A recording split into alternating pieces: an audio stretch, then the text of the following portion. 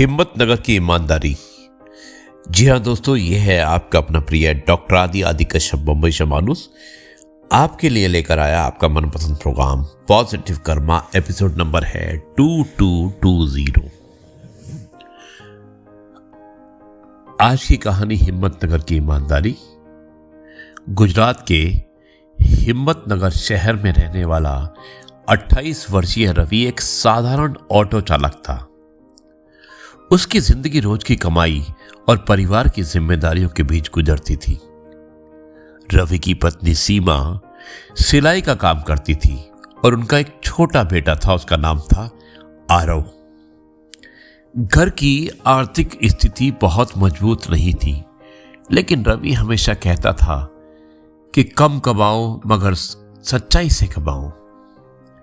एक बरसाती शाम रवि रेलवे स्टेशन के बाहर यात्रियों का इंतजार कर रहा था।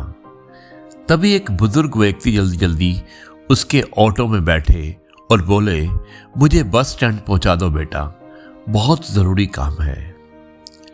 रास्ते भर बुजुर्ग बहुत परेशान दिखाई दे रहे थे। बस स्टैंड पहुंचकर वो जल्दी से उतर गए और रवि को पैसे देकर चले गए। कुछ देर बाद रवि ने देखा कि ऑटो की पिछली सीट पर एक काला बैग पड़ा हुआ था। उसने बैग खोला तो अंदर लाखों रुपये, कुछ महत्वपूर्ण डॉक्यूमेंट्स और सोने के आभूषण थे। रवि के हाथ कांपने लगे। एक पल के लिए उसके मन में आया कि अगर ये पैसे रख ले तो उसका पूरा जीवन बदल सकता है। वो नया घर खरीद सकता है, बेटे को अच्छे स्कूल में पढ़ा सकता है और एक अच्छी गाड़ी खरीद सकता है।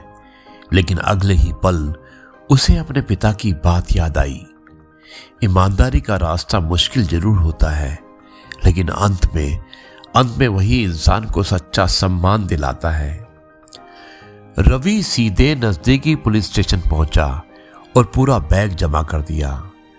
पुलिस ने दस्तावेजों की मदद से उस बुजुर्ग व्यक्ति को ढूंढ निकाला। असल में वो बैग उनकी बेटी की शादी के लिए रखा गया था। जब बुजुर्ग व्यक्ति पुलिस स्टेशन पहुंचे और अपना बैग सुरक्षित देखा तो उनकी आंखों में आंसू आ गए। उन्होंने रवि को गले लगाकर कहा कि आज के समय में तुम्हारे जैसे लोग बहुत कम मिलते हैं बेटा।